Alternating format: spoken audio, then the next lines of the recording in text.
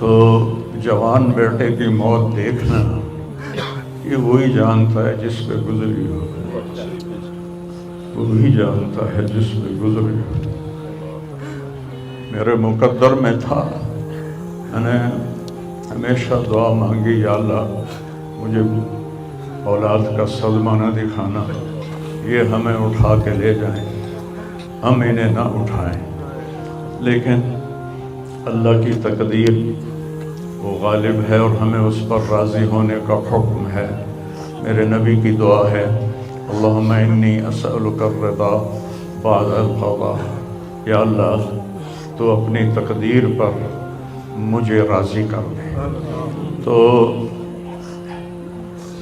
بالکل ہم راضی ہیں، میرے سارے خاندان والے راضی ہیں، لیکن جو ایک زخم لگا ہے وہ بہت گہرا ہے، وہ اتنی جلدی بھرے گا نہیں۔ یہ میرا بیٹا سب سے قابل اور لائق بیٹا، تینوں بیٹوں سب سے لائق بیٹا، سب سے نیک بیٹا تھا، اور اس نے غریبوں کے ساتھ کیا سلوک کرنا ہے اس نے ہمیں سکھایا۔ غریبوں کے اس نے دل خرید لیے تھے، ان کے ساتھ بیٹھ کے کھانا کھاتا تھا، ان کو اپنی قیمتی گاڑی میں بٹھاتا تھا۔ جو لوگ اپنی گاڑی کے قریب کسی کو نہ گزرنے دیں، وہ ان کو انہی گندے کپڑوں کے ساتھ، یہاں ایک پاگل رہتا ہے، وہ میلے کچیلے گندے کپڑے پیشاب بیچ میں کیا ہوا اس کو اٹھا کے اور اپنی گاڑی میں بٹھاتا تھا۔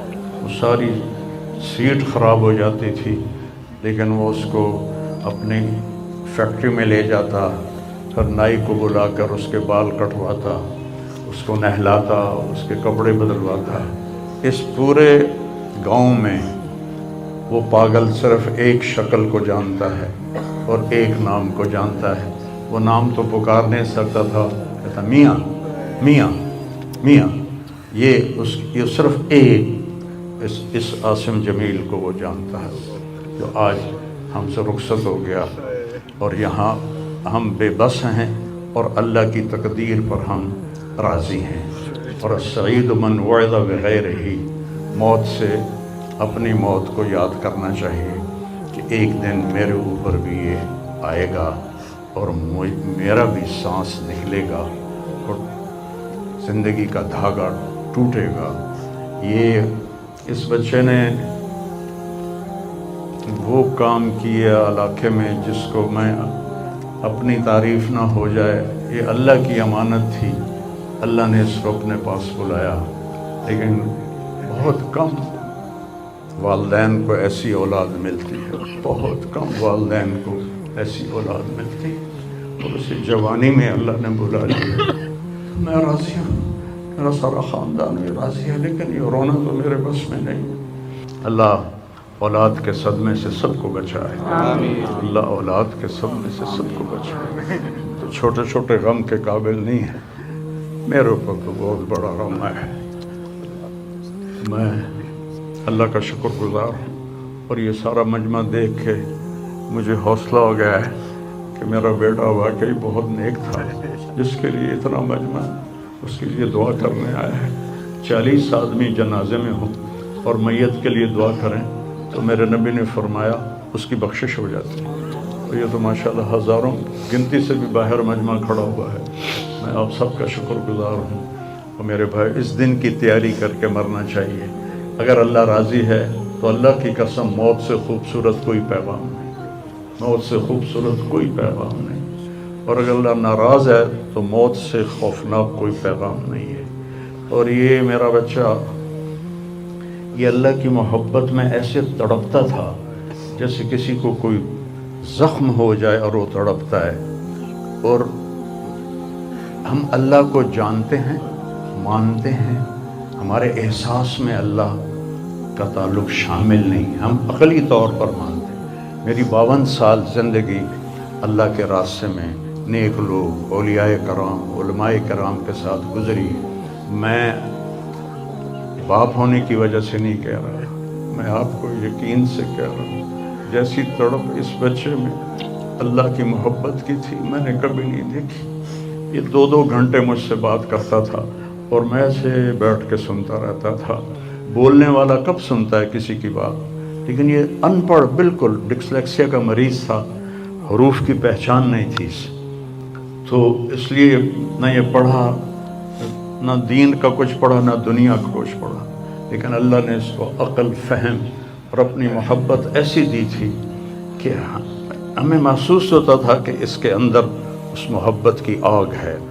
اور اپنی ماں سے کہتا, ماں دعا کرنا میں مر جاؤں, میں اللہ سے ملنا چاہتا ہوں, میں اس گندی دنیا سے تنگ آ گیا ہوں. 30 سال کی عمر میں اس نے یہ کہنا شروع, میں جانا چاہتا ہوں. اگر اللہ مجھے کہے کہ تمہیں رہنا ہے یا جانا ہے, 1 سیکنڈ میں کہوں گا مجھے تیرے پاس آنا ہے, مجھے تیری ملاقات کا شوق ہے. اور مجھ سے پوچھتا, بابا آگے اللہ ملے گا مجھے؟ میں نے اس سے بڑی باتیں کرنی ہیں, مجھ سے ملے گا؟ میں نے کہا انشاءاللہ آج تم ملو گے اپنے اللہ سے, ضرور ملو گے. تیری تڑپ, تیری تمنا رہتی تھی میں اللہ سے ملوں. میں نے اپنی زندگی میں صرف ایک آدمی دیکھا ہے, یہ بچہ جس کے احساسات میں اللہ کی محبت تھی. احساسات جیسے ہمارے درد ہمارے احساس میں جب شامل ہوتا ہے پھر ہم ہائے ہائے کرتے ہیں, اور جب تک شامل نہیں ہوتا تو ہم چلتے رہتے ہیں. اس بچے کو اللہ نے اپنی قدرت سے یہ تعلق اور محبت عطا فرمائی تھی. اور بس میں اور کیا تعریف کروں, میرا تو سینہ ویسے ہی زخمی ہے. یہ بہت عالی شان بچہ اللہ نے مجھے دیا تھا. میں اللہ کی تقدیر پہ راضی, اس نے اسی کا تھا, اس نے لے لیا.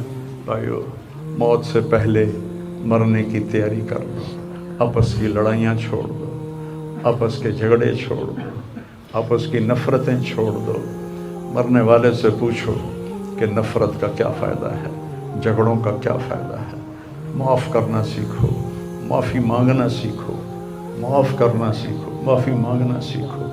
5 نمازیں ہیں, کوتاہی نہ ہو. سال کے بعد روزے آتے ہیں, بیمار ہو تو اللہ کہتا چھوڑ دو.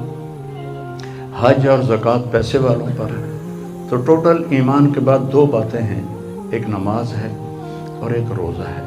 اور اس کے بعد ایک حدیث میں سنا کر ہم جنازہ پڑھتے ہیں. میرے نبی نے فرمایا 4 باتیں سیکھ لو مجھ سے. 4, اب 5ویں بھی نہیں, 5ویں نہیں, 4 انگوٹھا کر کے کہ 4 باتیں مجھ سے سیکھ لو تو پھر دنیا بھی تمہاری ہے, آخرت بھی تمہاری. صدق و حدیث, ہمیشہ سچ بولنا, ہمیشہ سچ بولنا. آج نیت کرتے ہو؟ انشاءاللہ.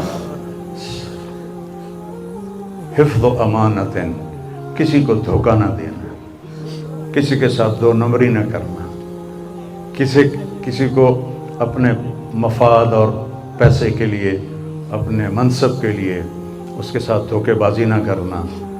تیسری بات حسن و خلیقت, اپنے اخلاق اچھے رکھنا. گالی, غیبت, الزام تراشیاں, جھگڑے, یہ چھوڑ کے اچھے اخلاق والے بن جاؤ. اور چوتھی بات فرمایا عفت فی طعمت, رزق حلال کماؤ. اب سارے مجمع سے میری اپیل ہے, آج کے بعد نماز پکی کرنی ہے اور سچ بولنا ہے اور کسی کو دھوکہ نہیں دینا اور اپنے اخلاق اچھے کرنے ہیں. کسی کو گالی نہیں دینی, کسی کو بے عزت نہیں کرنا اور رزق حلال کمانا ہے. تو انشاءاللہ میرے نبی کا وعدہ ہے دنیا بھی تمہاری ہے, آخرت بھی تمہاری ہے. آؤ ہم اپنے بیٹے کو رخصت کریں. کبیر